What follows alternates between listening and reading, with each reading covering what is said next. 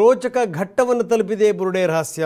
ಯಾರ್ಯಾರಿದ್ದಾರೆ ಏನು ಎತ್ತ ಬಹಳಷ್ಟು ಜನ ಇದರ ವ್ಯಾಪ್ತಿಗೆ ಬರ್ತಾರೆ. ಹಿಂದೂ ಕೂಡ ನಾನು ಇದೇ ಮಾತನ್ನು ಹೇಳಿದ್ದೆ, ಇನ್ನೆಷ್ಟು ಜನ ಬರಬೇಕು ಅಂತ. ಹಾಗೆ ಆಗಿದೆ. ಬುರುಡೆ ಕೇಸ್ ಕ್ಷಣಕ್ಕೊಂದು ತಿರುವನ್ನು ಪಡಿತಾ ಇದೆ. ಒಬ್ಬೊಬ್ಬರ ಸ್ಟೇಟ್ಮೆಂಟು ಒಂದೊಂದು ರೀತಿಯಲ್ಲಿರುತ್ತೆ. ಇವತ್ತು ಮತ್ತೆ ತನಿಖೆ ಮಾಡ್ತಾ ಇದೆ SIT. ಬಂಗ್ಲೆಗುಡ್ಡ ವಿಶೇಷವಾಗಿ ಅದನ್ನೇ ಕಾನ್ಸಂಟ್ರೇಟ್ ಮಾಡ್ತಾ ಇದೆ. ಯಾಕಂದರೆ ಅಲ್ಲಿ ಈ ವಿಪರೀತವಾದಂಥ ಬಂದೋಬಸ್ತನ್ನು ಕೂಡ ಮಾಡಿದ್ದಾರೆ. ವಿಠಲಗೌಡ ತಂದಿದ್ದಂಥ ಬುರುಡೆ, ಸೌಜನ್ಯ ಅವರ ಮಾವ ವಿಠಲಗೌಡ, ಎಲ್ಲಿ ಸಿಕ್ತು ಆತನಿಗೆ ಬುರುಡೆ? ವಿಠಲಗೌಡ ಪ್ರದೀಪ್ನನ್ನು ಸ್ಥಳಕ್ಕೆ ಕರೆದೊಯ್ತಾರೆ. ಇದೇ ವಿಠಲಗೌಡ ಹಿಂದೆ ಮಾತಾಡಿದ್ದ. ಹೌದು, ನಾನು ನೋಡಿದ್ದೀನಿ. ನಾವು ಮಾತಾಡುವಂಥ ಸ್ಥಿತಿಯಲ್ಲಿ ಅವಾಗ ಇರಲಿಲ್ಲ. ಇದೆಲ್ಲದೂ ಕೂಡ ಈಗ ಈ ವಿಠಲಗೌಡ ಮತ್ತು ಪ್ರದೀಪ ಇಬ್ಬರನ್ನೂ ಕೂಡ ಪೊಲೀಸರು ಕರ್ಕೊಂಡು ಹೋಗ್ತಾರೆ. SIT ಅಧಿಕಾರಿಗಳು ಎಲ್ಲಿಂದ ತಂದಿದ್ದೀರಪ್ಪ ಬುರುಡೆನ, ಏನು ಕತೆ ಅಂತ ಕೇಳ್ತಾರೆ. ಈತ ಬುರುಡೆ ಮತ್ತು ಒಂದಷ್ಟು ಮೂಳೆ ತಗೊಂಬಂದಿದ್ದ, ಬಾಡಿ ಅಲ್ಲೇ ಇದೆಯಂತೆ. ಸೊ ಹಾಗಾದರೆ ಈತನ ಪಾತ್ರ ಏನು? It's very important. ವಿಠಲಗೌಡನ ಪಾತ್ರ ಇಲ್ಲಿ ಬಹಳ ದೊಡ್ಡದಾಗಿದೆ ಅಂತ ಅನಿಸ್ತಾ ಇದೆ. ಇದ್ರ ಬಗ್ಗೆ ಎಕ್ಸ್ಕ್ಲೂಸಿವ್ ವಿವರಗಳನ್ನು ನಾವು ನಿಮಗೆ ಕೊಡ್ತಾ ಇದ್ದೀವಿ. ಯಾರೀ ವಿಠಲಗೌಡ? ವಿಠಲಗೌಡ ಸೌಜನ್ಯ ಮಾವ. ಆತನಿಗೆ ಬುರುಡೆ ಎಲ್ಲಿಂದ ಸಿಕ್ತು? ಬರೇ ಮೇಲ್ಮೇಲೆ ಕಂಡಿದ್ದನ್ನು ಮಾತ್ರ ಎತ್ಕೊಂಬಂದೆ, ಇನ್ನೂ ಕೂಡ ಬಾಡಿ ಒಳಗಡೆನೇ ಇದೆ ಅಂತಾನೆ ಈ ಮನುಷ್ಯ. ಹಾಗಾದರೆ ಆ ಅಸ್ಥಿಪಂಜರವನ್ನು ಹೂತಿದ್ದೇ ಈ ವಿಠಲಗೌಡನ. ಈತನ ಕಥೆ ಏನು? ಈತನೂ ಕೂಡ ಅದೇ ಕೆಲಸ ಮಾಡ್ತಿದ್ನಾ? ಈತನೂ ಕೂಡ ಶವಗಳನ್ನು ಹೂತಿದ್ನಾ? ಹಾಗಾದರೆ ಈತನ ಪಾತ್ರ ಏನಿದೆ ಇಲ್ಲಿ? ಒಂದು ಸ್ವಲ್ಪ ದಿವಸ ವಿಠಲಗೌಡ ಕಾಣಿಸ್ಕೊಂಡಿರಲಿಲ್ಲ, ಆಮೇಲೆ ಇದ್ದಕ್ಕಿದ್ದಂಗೆನೇ ವಿಠಲಗೌಡ ಕಾಣಿಸ್ಕೊಂಡಿದ್ದು, ಮಾತಾಡಿದ್ದು. ಆ ಬುರುಡೆ ಸಿಕ್ತಲ್ಲ, ಆ ಬುರುಡೆ ಅಸ್ಥಿಪಂಜರ ಎಲ್ಲಿದೆ?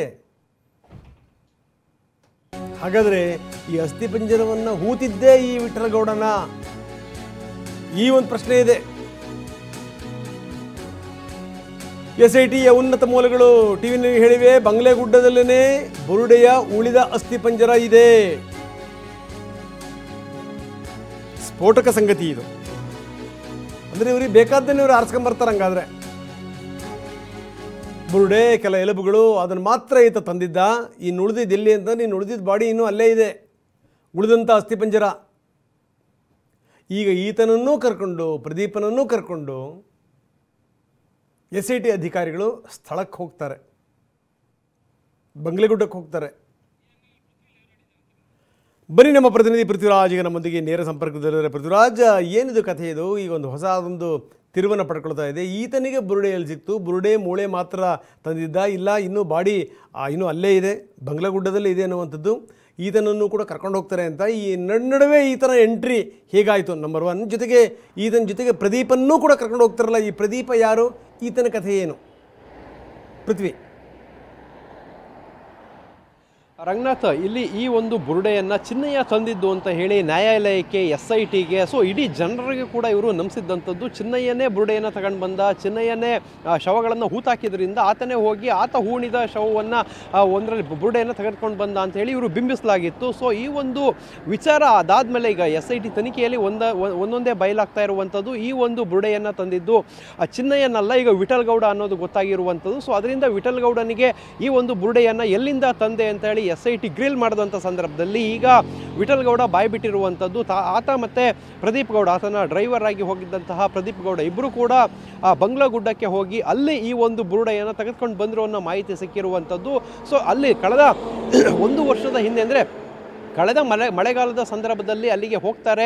ಅಲ್ಲಿ ಆ ಒಂದು ಬುರುಡೆಯನ್ನು ತಗೊಳ್ತಾರೆ. ಅಂದರೆ ಬಂಗ್ಲೆಗುಡ್ಡದ ಮೇಲ್ಭಾಗದಲ್ಲಿ ಈ ಒಂದು ಅಸ್ಥಿಪಂಜರ ಬಿದ್ದಿರುತ್ತೆ. ಅಂದರೆ ಯಾರೋ ಒಬ್ಬರು ಡೆತ್ ಆದಂಥವ್ರು, ಅದು ಹೇಗೆ ಡೆತ್ ಆಗಿದ್ರೆ ಗೊತ್ತಿಲ್ಲ, ಆ ಒಂದು ಡೆತ್ ಆದಂಥವರ ಅಸ್ಥಿಪಂಜರ ಬಂಗ್ಲೆಗುಡ್ಡದ ಮೇಲ್ಭಾಗದಲ್ಲಿ ಇರುತ್ತೆ. ಅದರ ಒಂದು ಬುರುಡೆ ಮತ್ತು ಕೆಲವೊಂದು ಎಲುಬುಗಳನ್ನು ತಗೊಳ್ತಾರೆ. ಸೊ ಅದಾದ ಬಳಿಕ ಉಳಿದಂಥ ಅಸ್ಥಿಪಂಜರ ಏನಿರುತ್ತೆ ಅದನ್ನು ಅಲ್ಲೇ ಒಂದು ಜಾಗದಲ್ಲಿ ಗುಂಡಿಯನ್ನು ತೆಗೆದು ಇದೇ ವಿಠಲಗೌಡ ಮತ್ತು ಪ್ರದೀಪ್ ಗೌಡ ಎಲ್ಲರೂ ಕೂಡ ಸೇರಿ ಹೂತಾಕ್ತಾರೆ. ಹೂತಾಕಿ ಆ ಒಂದು ಬುರುಡೆಯನ್ನು ತೆಗೆದುಕೊಂಡು ಬಂದು ಏನು ಜಯಂತಿಗೆ ಕೊಡುವಂಥದ್ದು ಗಿರೀಶ್ ಮಟ್ಟಣ್ಣನವರು ಅದರಿಂದ ಚಿನ್ನಯ್ಯಗೆ ತಲುಪುವಂಥದ್ದು. ಸೊ ಇಲ್ಲಿ ಪ್ರಮುಖವಾಗಿ ಈ ಒಂದು ಬುರುಡೆಯನ್ನು ತಂದಂಥ ಪ್ರದೇಶ ಬಂಗ್ಲೆಗುಡ್ಡೆ ಏನಿದೆ ಅಲ್ಲಿ ಇವತ್ತು SIT ಅಧಿಕಾರಿಗಳು ಹೋಗುವಂಥ ಸಾಧ್ಯತೆ ಇದೆ ಹೇಳಿದೆ. ಯಾಕೆಂತ ಹೇಳಿದ್ರೆ ಈಗಾಗಲೇ ಸ್ಪಾಟ್ ಮಹಾಜರನ್ನು ವಿಠಲ್ ಗೌಡ ಮತ್ತು ಪ್ರದೀಪ್ ಗೌಡ ಇಬ್ಬರನ್ನೂ ಕೂಡ ಕರ್ಕೊಂಡೋಗಿ ಮಾಡಲಾಗಿದೆ. ಸೊ ಆ ಒಂದು ಪ್ರದೇಶದಲ್ಲಿ ಈಗ ಉಳಿದಂತಹ ಕಳೆಬರ ಏನಿರುತ್ತೆ ಅದನ್ನು ತೆಗಿಬೇಕಾಗಿರುತ್ತೆ. ಅದನ್ನು ತೆಗೆಯುವಂತಹ ಸಂದರ್ಭದಲ್ಲಿ ಅಂದರೆ ಉತ್ಖನನವನ್ನು ಕೂಡ ಮಾಡಬೇಕಾಗಿರುತ್ತೆ. ಇವತ್ತು ಸ್ಪಾಟ್ ಮಹಾಜರ್ ಅಥವಾ ಆ ಒಂದು ಮೂಳೆಗಳನ್ನು ತೆಗೆಯುವಂತಹ ಕಾರ್ಯಕ್ಕೂ ಕೂಡ SIT ಮುಂದಾಗಬಹುದು. ಯಾಕೆಂತ ಹೇಳಿದ್ರೆ ನಿನ್ನೆಯಿಂದನೇ ಬಂಗ್ಲಗುಡ್ಡ ಸುತ್ತಮುತ್ತ ಪೊಲೀಸ್ ಸೆಕ್ಯೂರಿಟಿಯನ್ನು ಕೊಟ್ಟಿದೆ. ಆ ಬಂಗ್ಲಗುಡ್ಡಕ್ಕೆ ಯಾರು ಹೋಗಬಾರ್ದು ಅಂತೇಳಿ ನಿರ್ಬಂಧಿತ ಪ್ರದೇಶ ಅಂತ ಹೇಳಿ ಈಗ ಮಾಡಲಾಗಿರುವಂಥದ್ದು. ಇಲ್ಲಿ ಪ್ರಮುಖವಾಗಿ ಆ ಒಂದು ಮೂಳೆಗಳನ್ನು ಎಲ್ಲಿ ಹೂತಿಟ್ಟಿದ್ರು ಅನ್ನೋದು ಈಗ ಪ್ರಮುಖವಾಗಿ ಅವರು ಜಾಗ ಗುರುತಿಸಿದಂಥ ಸಂದರ್ಭದಲ್ಲಿ ತೋರಿಸಿದ್ದಾರೆ. ಕೆಲವೊಂದು ಪ್ರದೇಶವನ್ನು ಅಲ್ಲಿ ತೆಗೆದಂಥ ಸಂದರ್ಭದಲ್ಲಿ ಆ ಮೂಳೆಗಳು ಸಿಗುತ್ತಾ ಏನೋ ಅದನ್ನು ಕಾದು ನೋಡಬೇಕಾಗಿದೆ. ಮತ್ತು ಇಲ್ಲಿ ಪ್ರಮುಖವಾಗಿ ಆ ಚಿನ್ನಯ್ಯ ತಂದಂತಹ ಬುರುಡೆ ಏನಿತ್ತು ಆ ಒಂದು ಬುರುಡೆಯನ್ನು ಈಗ ವಿಠಲ್ ಗೌಡ ಬಂಗ್ಲಗುಡ್ಡದಿಂದ ತೆಗೆದು ಬಂದಿದ್ದಂಥದ್ದು. ಸೊ ಇಲ್ಲಿ ಚಿನ್ನಯ್ಯನಿಗೂ ಆರಂಭಿಕ ಹಂತದಲ್ಲಿ ಕೇಳಿದರು ಬುರುಡೆಯನ್ನು ಎಲ್ಲಿಂದ ತಂದೆ ಅಂತೇಳಿ. ಆತ ಒಂದು ಬೇರೆ ಪ್ಲೇಸನ್ನು ತೋರಿಸಿದ್ದ, ಆತ ಬೇರೆ ಮಹಾಜರನ್ನೇ ಮಾಡಿಸಿದ್ದ, ಅಂದರೆ ಇಲ್ಲಿ ಬೇರೆ ಕಡೆ ತಗೊಂಡು ಬಂದಿದ್ದೆ ಅಂತ ಹೇಳಿದ್ದ. ಪೊಲೀಸರು ಅದನ್ನು ನಂಬಿದ್ರು, ಸ್ಪಾಟ್ ಮಹಾಜರನ್ನು ಕೂಡ ಮಾಡಿದ್ರು. ಅಲ್ಲಿ ಬೇರೆ ಯಾವುದೇ ರೀತಿ ಕಳೆಬರ ಸಿಕ್ಕಿರಲಿಲ್ಲ. ಇಲ್ಲಿ ಪ್ರಮುಖವಾದ ಗಮನಿಸಬೇಕಾದ ಅಂಶ ಅಂತ ಹೇಳಿದ್ರೆ ಚಿನ್ನಯ್ಯನಿಗೂ ಕೂಡ ಈ ಬುರುಡೆಯನ್ನು ಎಲ್ಲಿಂದ ತಂದ್ವಿ ಅಂತ ಈ ಒಂದು ಗ್ಯಾಂಗ್ ಹೇಳಿರಲಿಲ್ಲ. ಹೋಗ್ತಾರೆ ತಗೊಂಡು ಬರ್ತಾರೆ. ಅಂದರೆ ಗಿರೀಶ್ ಮಟ್ಟಣ್ಣನವರೇ ಕಳೆದ 1 ವರ್ಷದ ಹಿಂದೆ ವಿಠಲ್ ಗೌಡನಿಗೆ ಹೇಳ್ತಾರೆ ಒಂದು ಬುರುಡೆಯನ್ನು ತೆಗೆದುಕೊಂಡು ಬಾ ಅಂತ ಹೇಳಿ. ಸೊ ಅದರ ಪ್ರಕಾರವಾಗಿ ವಿಠಲ್ ಗೌಡ ಬಂಗ್ಲಗುಡ್ಡಕ್ಕೆ ಹೋಗ್ತಾನೆ. ಬಂಗ್ಲಗುಡ್ಡದಲ್ಲಿ ಪ್ರದೀಪ್ ಗೌಡ ಮೊಬೈಲ್ನಲ್ಲಿ ಶೂಟಿಂಗ್ ಮಾಡ್ತಾನೆ.